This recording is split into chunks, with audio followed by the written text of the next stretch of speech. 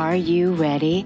The Cornelia Stephanie Show. Wake up to love, your call to action. Join Cornelia as she empowers others to live heaven on earth. Cornelia teaches listeners how to be the authority over yourself, embracing your inner guru. Feel yourself uplifted into limitless expansion, integrating ease and grace in a changing world. This show will cover topics such as unconditional love, your physical body, how to be in extraordinary relationships, create financial and emotional wealth, embracing entrepreneurship in the new earth.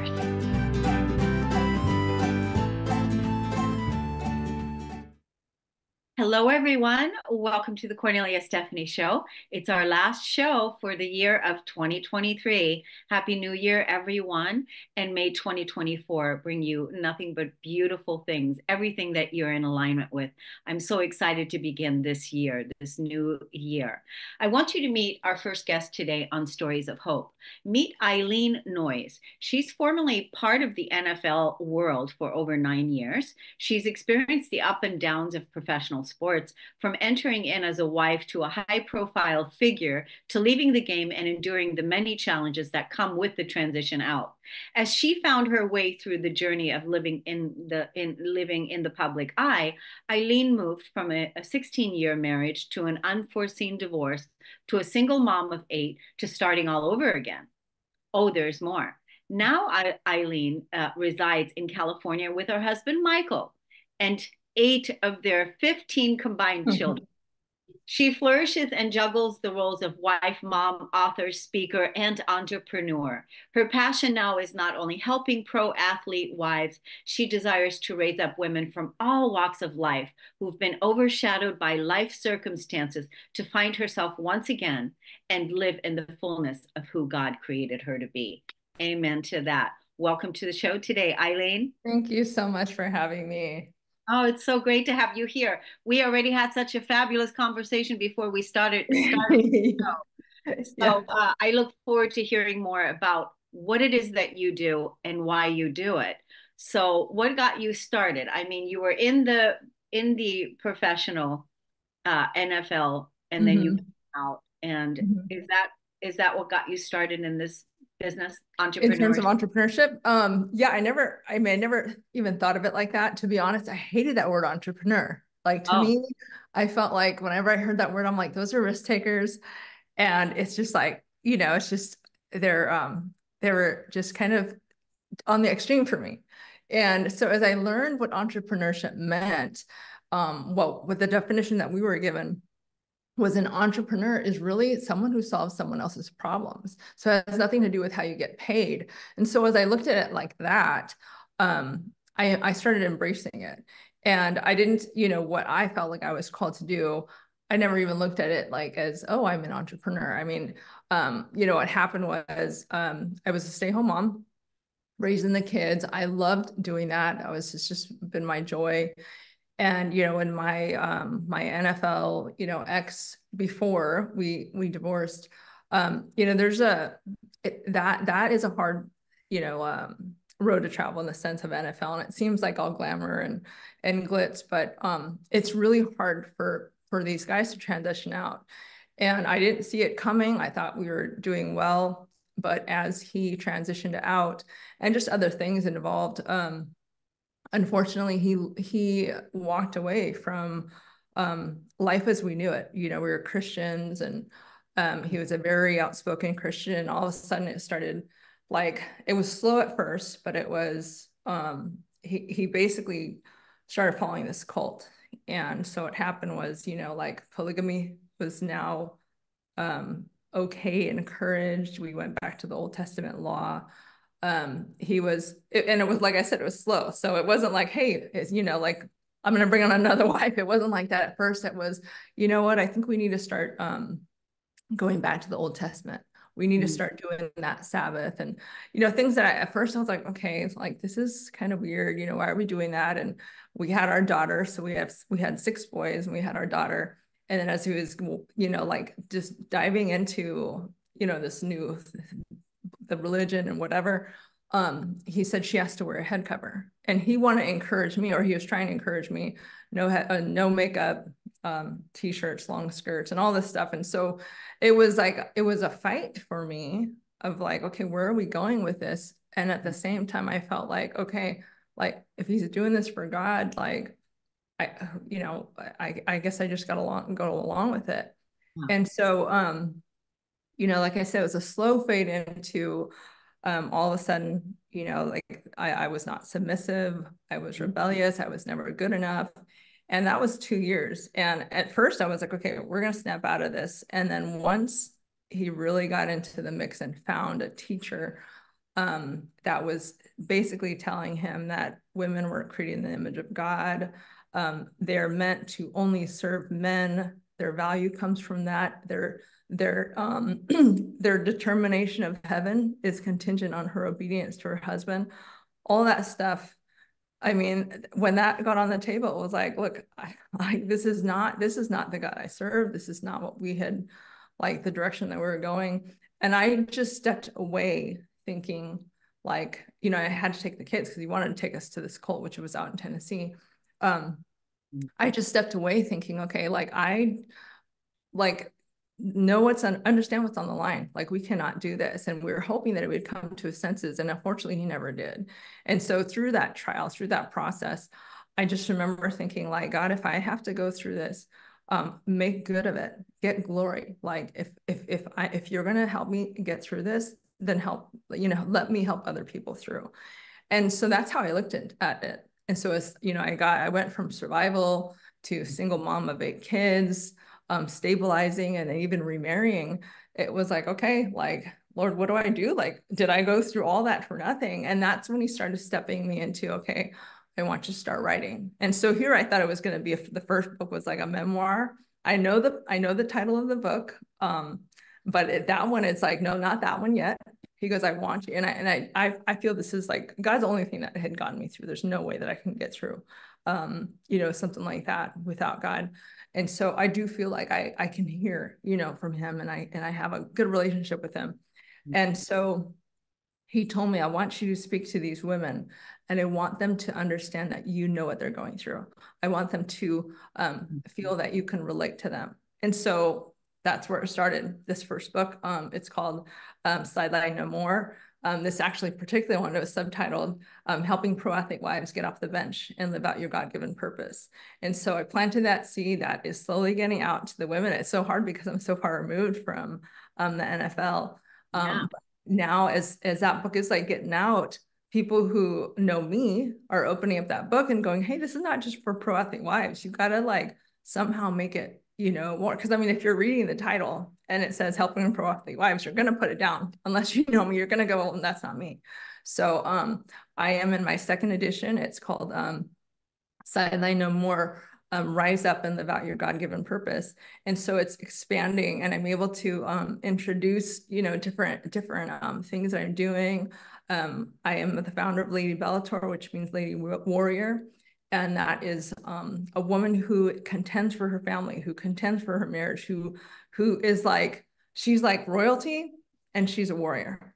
And so she knows that she's ready to fight if she has to, but she doesn't want to. But it's just someone who knows who she is and who doesn't cower down to like, the way that I look at it as I'm seeing life happen right now. Like there's what I experienced, the church, the broken church. So I don't want to say all of it.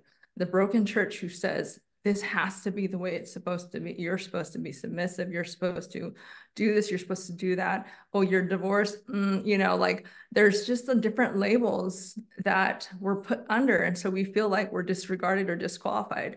And then you have the world telling us you're supposed to look like Kardashians. You're supposed to, like be the woman, be the man. Like, and so it's like, I want to start raising up women that go, okay, like I'm confident who God says I'm to be. That's his daughter, that's wife, that's mother, that is entrepreneur. All those are part of who she is fully.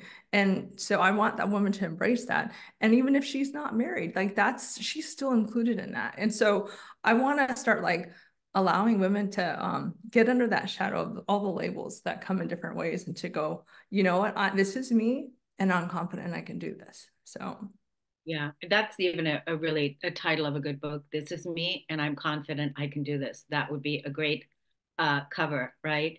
Um, I want to tell you, there's a lot of things you said, a lot of things you said that I want to talk on, that I want to speak to.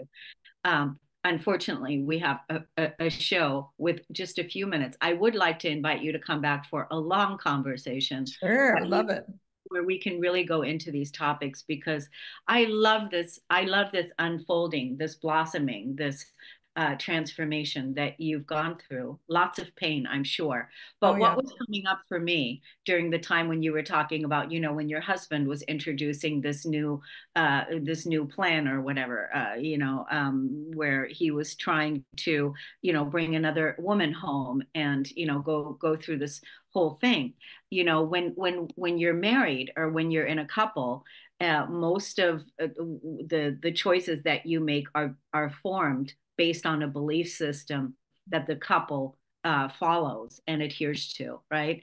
And right, so your husband started forming a new belief system and basically was trying to bully you, using the Bible, using your yes, relationship for with sure. God to make you feel like you're not going to be following God if you don't do this, which would make it appear that you're a victim and that you're powerless and that you don't have your own autonomy and that you don't have your own sovereignty and that you don't have your own relationship, right? That is Right, that woman that is roaring and that is total. saying, wait a minute, Yeah. right?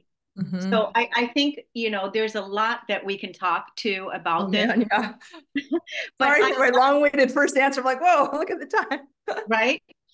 But no, this is great. This is really great. I love how you're listening, how you're being directed. I mean, I want to talk what it's like being a mother of 15 children. And I also think it's amazing that, you loved being a mom. You love being a mom, that was first and foremost, which I think this is the most important job for women, to be mothers and to put that as the number one relationship. Absolutely. Living in a new modern day world, we need to really bring those values back home, which is really, really important. So I want to talk to you about so many things. So let's tell the audience where they can get your book now, where Okay. your book is, and then let's also give your social media handles. Awesome. Okay, so my book, Sideline No More, this first one, The Helping Pro Athlete Wives, that pretty much is like the information is you'll get a lot out of it. My second, so that's on Amazon. It's also on Audible. The second edition, it's going to be Sideline No More, Rise Up and Live Out Your God-Given Purpose. It's Lady Bellator edition. And that probably will be coming out close to March or April. So ladybellator.com is where you can get updates, where you can get filled in, where you'll be able to find, you can always go on Amazon, and I am working on that website still, but being able to go on that link through ladybellator.com, that should be available probably today. So those books. And then let's see. Yeah, so I'm on Instagram, I'm on Facebook. But yeah. What's the handles? Eileen Bermundo Noise. And then same thing on Instagram is you could find me at Eileen Noise. Yeah, good. Well, Eileen, I think it's absolutely amazing and extraordinary what has birthed through you. You want to say another baby, another more, Yes, I actually say that in my book. oh yeah, more babies being born. I think it's fabulous. You do look amazing. It's hard Thank to believe you. that you are a mother of 8, 15, right? A combined family now.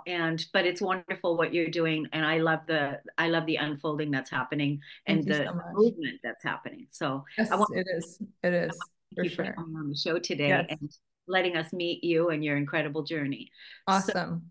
thank you, Eileen. We're going to take a break, everyone. We'll be right back.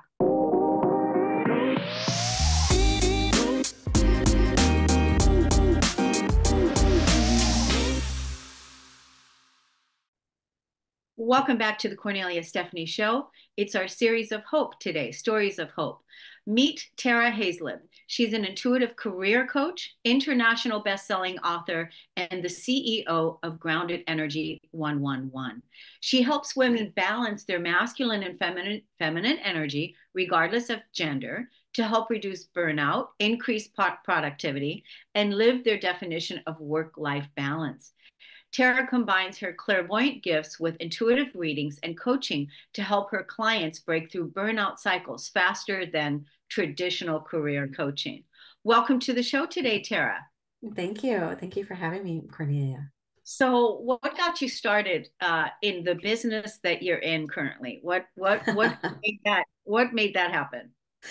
Well, it goes back to my first career as a professional dancer. I was an entrepreneur, but really didn't understand the full freedom that I had until I went into corporate. I took a break from dance and went into corporate, became a paralegal, and started learning the ins and outs of how much my time was segmented and was run by my job versus when I was a professional dancer. I kind of had a say over my entire schedule and what I wanted to do when I wanted to do it, kind of thing. But I needed the structure of corporate to kind of find my footing and my place for healing, my own healing process, both emotionally, mentally, and physically. So the mind, body, soul type of healing journey that I went through while I was working in corporate. And then I decided, like, I started getting through the other side of that healing process and decided I wanted to go back into working for myself and doing something that was more like in alignment with who I am and how I wanted to show up in the world and support other people. Right. And so now, you left the corporate world and you're now an entrepreneur again. And also you were pregnant, you had a child.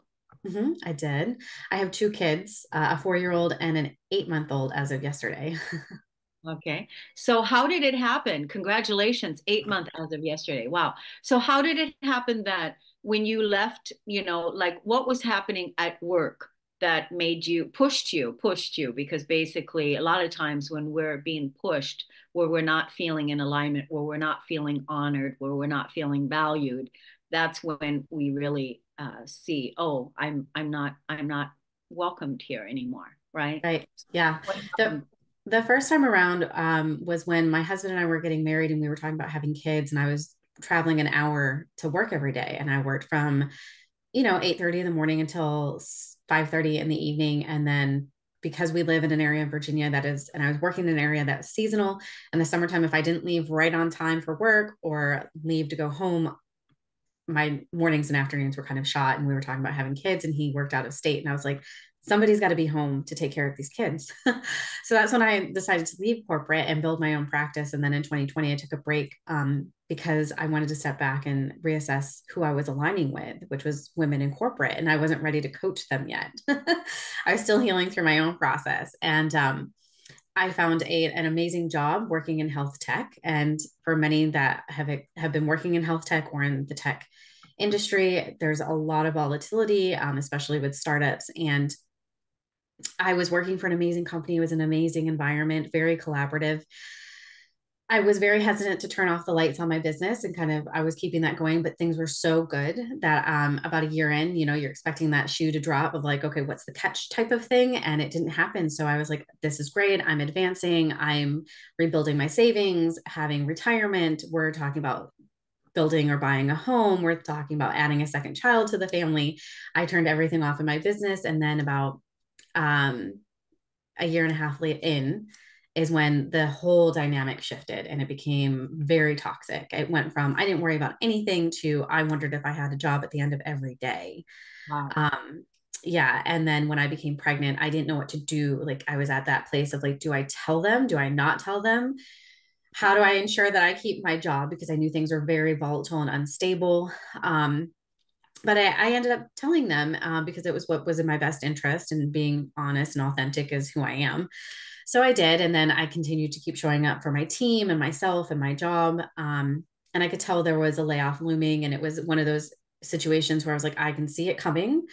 I have a young child. I have another one on the way. In the past, when it was just me, I was able to like jump and change jobs and go in a new direction. But when there's other people dependent on you for stability, it's not as easy to jump. And I was listening to my intuition and going, I'm supposed to stay the course. And it's very uncomfortable for me because I'm so used to like seeing things and making a change. And this time around, my intuition was telling me, no, you're supposed to stay the course this way. And I was like, okay, here we go.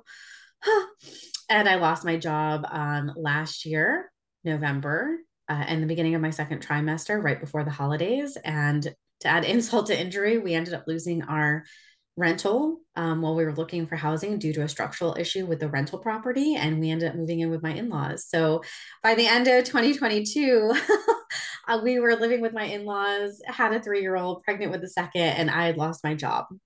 And that's just Yeah, and and let's make it, let's talk about the realness of it, is that on an intuitive level you were guided to follow that. And yes. let's talk about that part, because on an intuitive level, you were guided to, nope, stay with it, because that was the guidance that came. And so now looking back, right? Because when, as soon as you said it, you lost your job, you were pregnant, then, now you're having to move in with the in-laws. None of those things are fun, right? Because Right. that brings up a lot of fear, and that brings up a lot of uncertainty and like humility. Yes. Yes, the Humility. humility. Yes. Humility, right? Because you have and you have raised your consciousness. You are already an intuitive. You are a clairvoyant, right? So Mhm. you have belief systems that believe in a better world, and that you can manifest what it is that you want, right? And at the Exactly. same time, these things are happening. So do you feel that this was all part of letting go? Mhm. Uh, letting go. Go ahead. Yes, it absolutely was a part of letting go. And the reason why I'm sharing this story is because it has come full circle just as of this month in the past few weeks, where everything that I lost is now coming back for 2024, and everything is kind of set up. And I had to get out of the way because I'm very action oriented. And this is why I talk about balancing our masculine and feminine energy as women, especially because for me, I pull from my masculine. I'm very action oriented. I'm like, I see a problem. I'm going to find a solution. I'm going to work that solution until I make it happen. And I have to learn to tap into the feminine side of sitting back and going with the flow, even when it's extremely uncomfortable and goes against like my internal nature of what I think is right and what I should be doing. The universe has a higher has a bigger definition of meaning. So you would call that an alpha masculine, more in your alpha masculinity, rather than, like you said, you had to really learn how to listen and trust your inner feminine, which Mm-hmm. is magnetic, which is receiving, which is allowing, because, which is making room and making space for that, instead of the ego mind that was Yes. always in charge and said, Mm-hmm. I'm going to go ahead and do this for you. I'm going to go ahead, danger, danger, danger, right? Right. Right? It's like, okay, Exactly. you want to take us out of danger, but in order to really trust the divine flow in balance, right? And Mm-hmm. I love what you call yourself, grounded energy, and grounded energy. It's perfect. So everything's come back to you, all the things you lost, right? Like Yes. your business is starting to really flourish now, and it looks like you have your new place of living. Is that right? Or Not yet. We're starting to look again and like, but everything is right in alignment to just have it take off. And it's like, okay, great, let's do this. that's so great. That's so great. Well, how do you work with clients? I want to find out.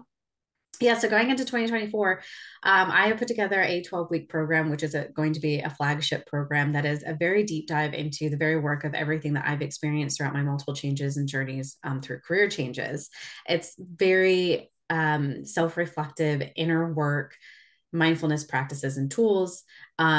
Once you do that program, from there, it so much changes for a client, and I'm actually beta testing it for 2024. So if that is something that appeals to anybody in the audience, I invite them to follow me, join the free community. It's called the Grounded Community. It's, you join, I'm going to be in there a lot in the coming year to connect each other. That's what's important to me, is connection. When you go through this deep inner work, it's technically shadow work, but I don't always just say that because it's a hot button word and a lot of people get very uncomfortable or uneasy around it. But it is very. How do they find it? Is the community on Facebook or? Yeah. So if you find me on Instagram, follow me at grounded_energy111, and the link tree in my bio, the grounded community is right there at the top. You just sign up, you're in. I have like just a questionnaire when you go to sign up of what it is that you're looking for. And then I apply that to everybody that's in the community and sharing and connecting each other. And it's an email list for right now while it's growing.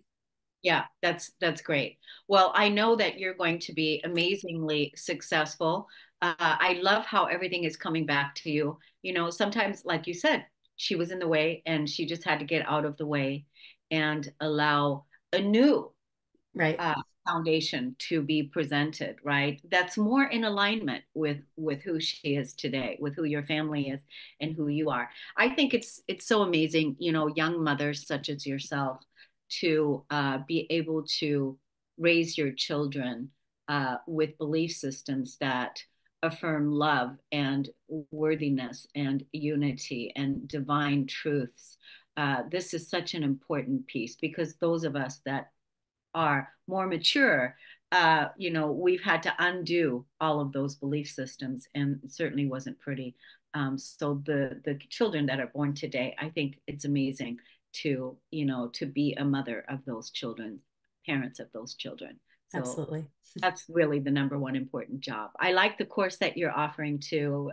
So those of you that are listening, go check it out. And Tara, it's a pleasure to have you on the show. Certainly would love to talk to you again in the future, maybe for Absolutely. a longer talk. So Absolutely. wonderful. We're going to take a break on the Cornelia Stephanie Show, everyone. We'll be right back.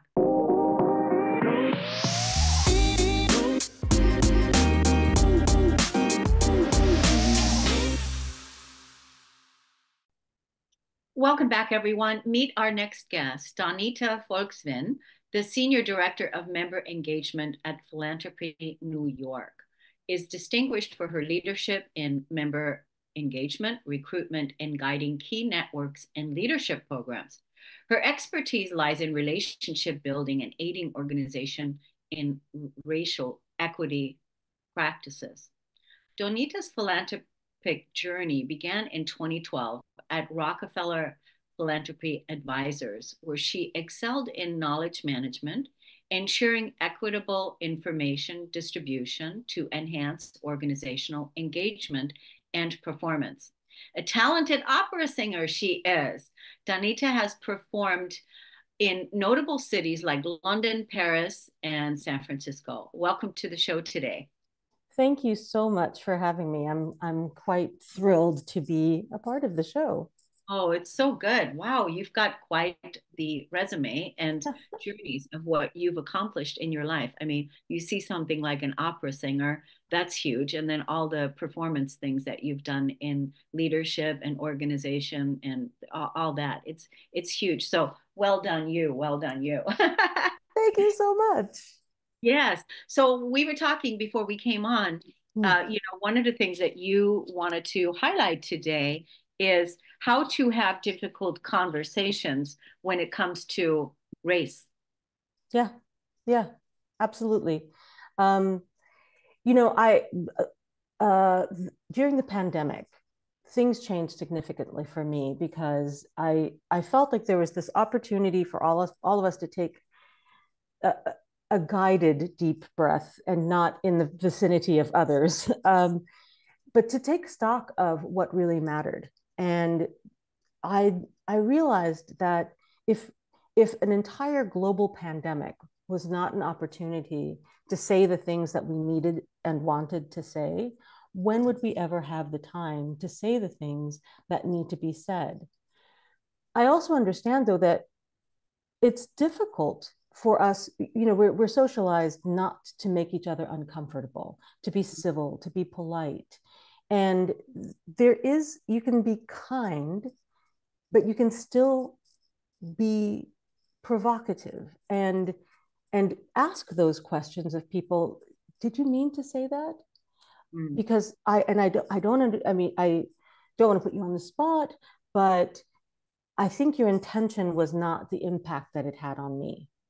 And especially if we know each other a little bit before, ahead of time, you understand this is a person that you've trusted as a friend, you've shared food, or you've had Zoom conversations that are transformative. And then something gets said like, this happened with a friend of mine that said, we want to honor diversity. We love diversity, but we want to have the best people. And normally, a lot of people would just let that pass, but this was a friend that I'd known for quite a while, and he and I had an established practice of being honest with each other.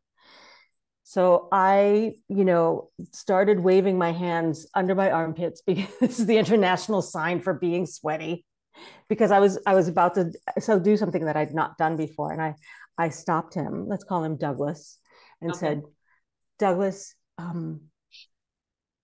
did you hear what you just said? And he said, what do you mean? I said, you said, we respect and honor diversity, but we want to have the best people. And he said, yeah. And I said, well, what I heard from that is that you think that there are no people of color who could possibly do this job. Is this true? That's good. And he said, oh, there may have been an expletive involved, because he realized that something that sounded really, we all want the best people, and we want diversity. We want diversity of thought, diversity of ideas, as well as color, gender, sexual orientation, gender identification, because it makes for a much more interesting world, frankly, in my opinion. And he wanted to take a bit of shame onto himself for having said something. And I said, there's no shame involved here. If this were the 15th time we'd had this conversation, right, then we might want to have a little bit of a different focus. But in having the relationship that we do, as long as you can hear what I am offering back to you, we're great. And it changed the timbre of the conversation significantly. And it really influenced what was happening with his organization as well. And I think that no harsh word was said, no voices were raised, nothing happened, and nobody came out of that conversation feeling less than. Yeah. And we both had a learning moment. Yeah. And I thought, wow, that was really scary for me. And I'm sure it was for him too.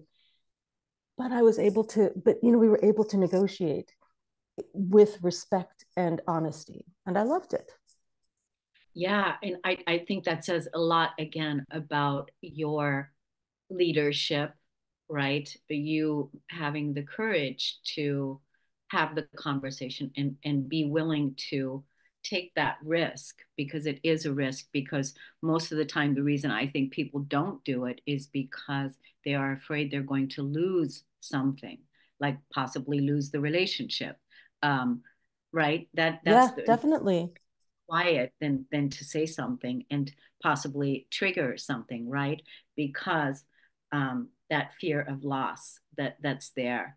And you so beautifully communicative, opening it up and saying it back to your friend, where it's like, this is what I heard you say, and in such a loving way, in such a truthful way. And then he could see, oh, how that came about. And you weren't doing that to shame him. You were doing that because you really wanted to understand, what did he mean? Exactly. And I think the idea that we are all coming at each other with malice is wrong. I worked with a conductor once who was the most even-keeled human being you could ever hope to meet. And I'm not sure if you know a lot of singers, but we're a neurotic bunch, and there might be a little bit of a tantrum or a breakdown, or I can't possibly sing this. And I asked him, like, knowing how all of this happens, how do you stay so calm? How do you stay? And he said, the first question I ask myself is this person saying something with an intention of malice towards me? 99% of the time, the answer is no. That's so good. It's right. It's so beautiful. And the other 1%, you deal with it differently. Yeah. But for that 99%, you're able to go, okay, if it's not malice, where is it coming from? Yeah, I think, are you writing about this? Are you putting out some type of blog post? Are you putting out some type of, because I really think, like call it effective communication or whatever you're going to call it. But I think this would be a good thing to bring out for people to have a model. Have a model. We need the model. I work with 3 other colleagues that in a discipline called conversational leadership.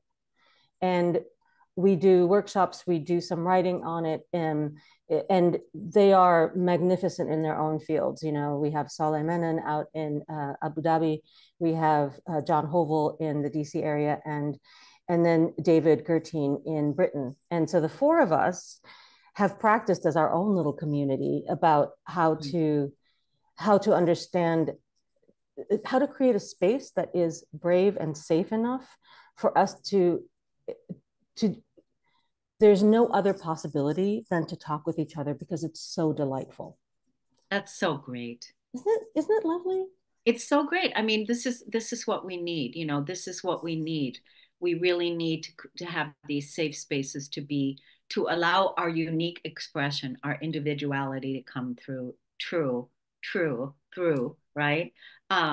So how do people look you up on social media? What are your handles, and how do people find out more about you? Well, I'm on LinkedIn, and my name is so interesting that I don't think there are any other Donita Folkvanes out there.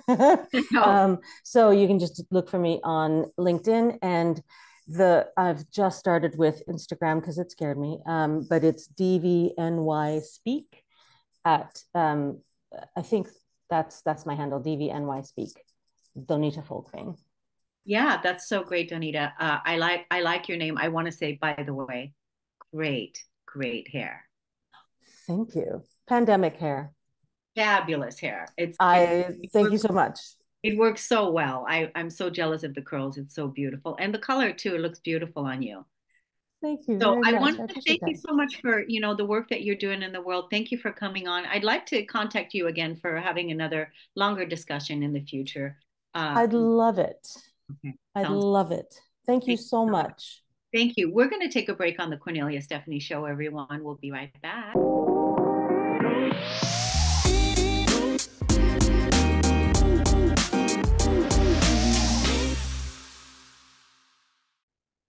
Welcome back, everyone. Meet our next guest, Julia Pierce, an inspiring presenter and author whose passion for advocacy, personal lived experiences, and communication is truly remarkable.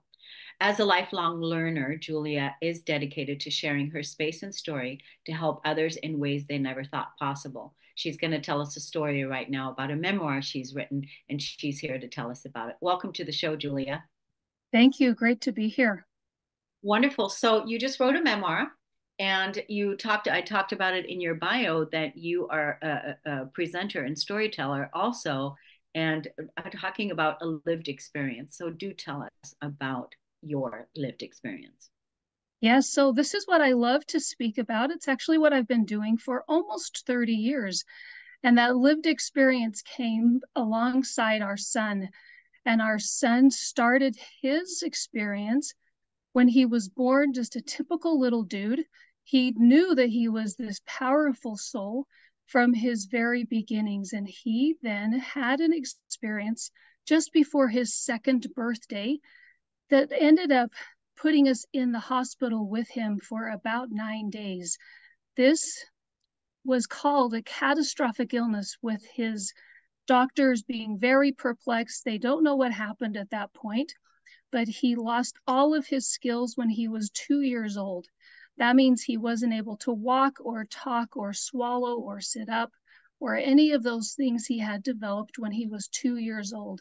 Not only were they perplexed, but we were just baffled as well, going, what in the world is going on here? He cared very little about it. He perplexed the doctors kept them on their toes. They didn't think he was going to get any of those skills back.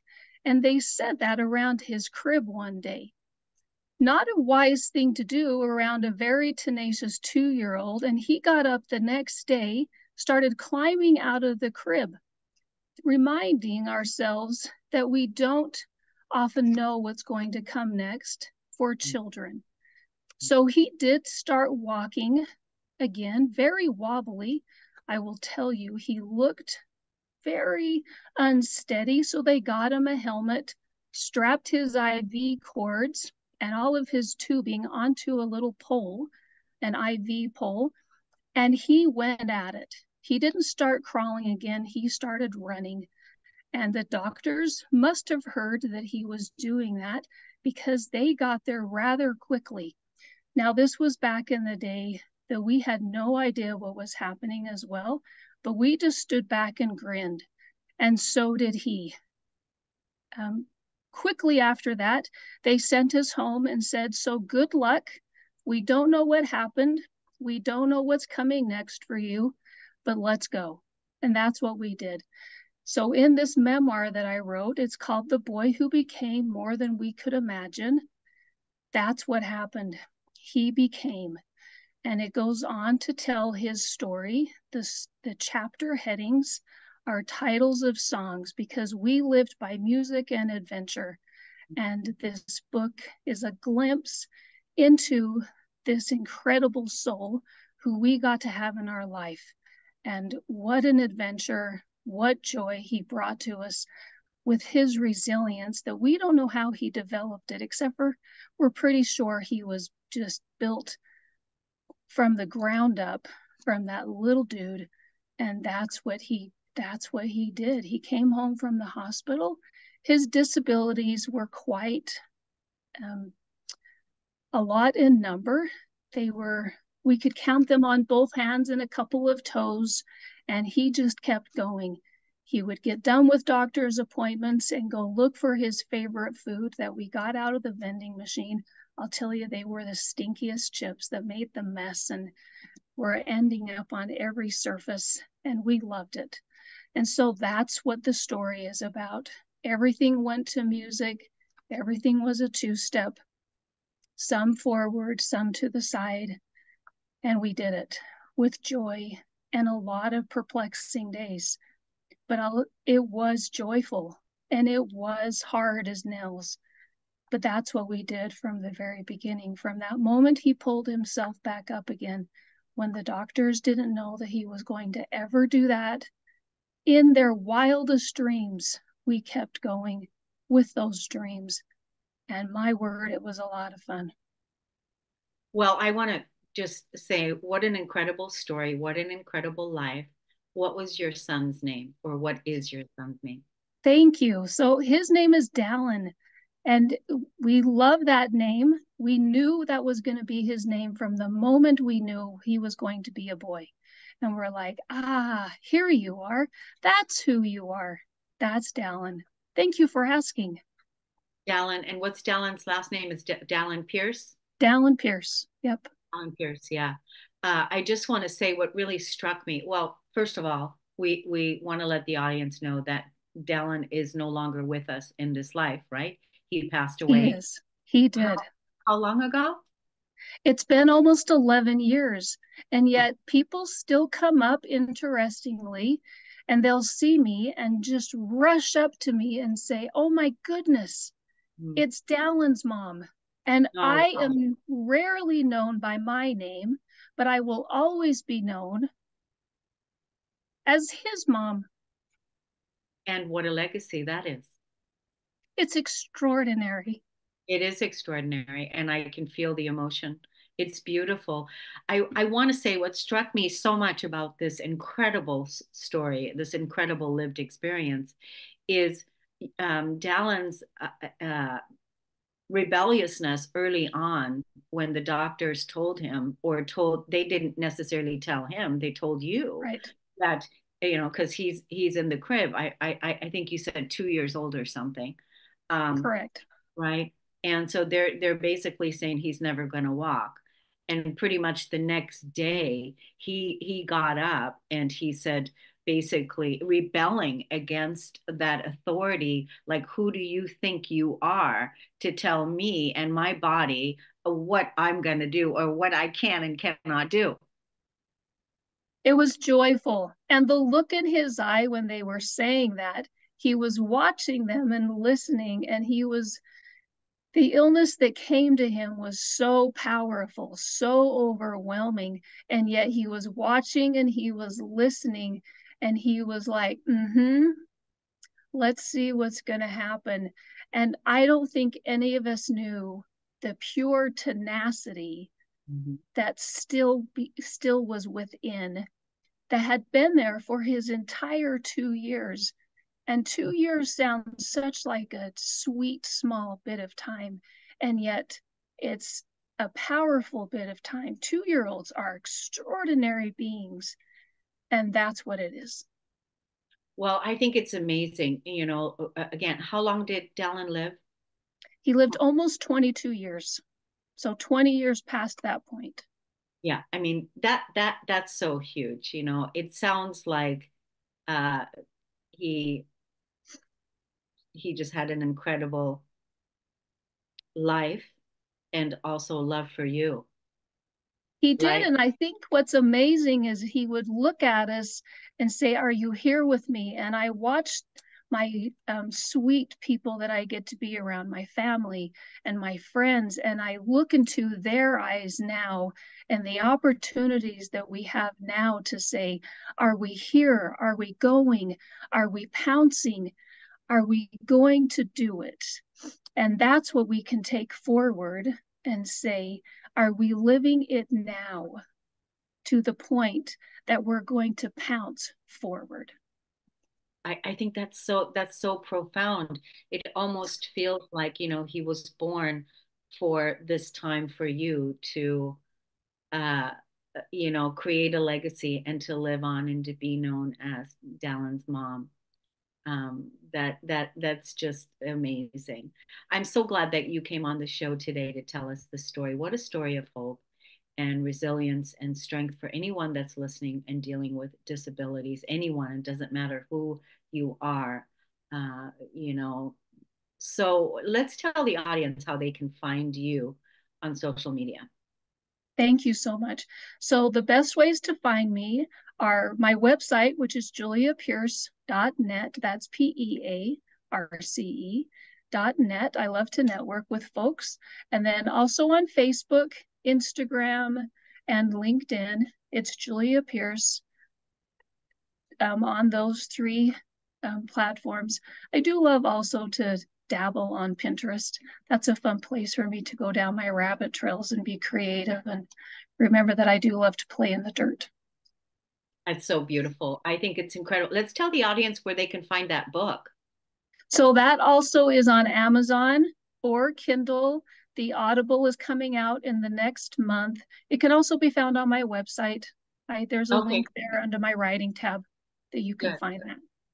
Well, thank you so much again, Julia, for coming on and telling us this incredible journey, and legacy, and telling us about your beautiful son.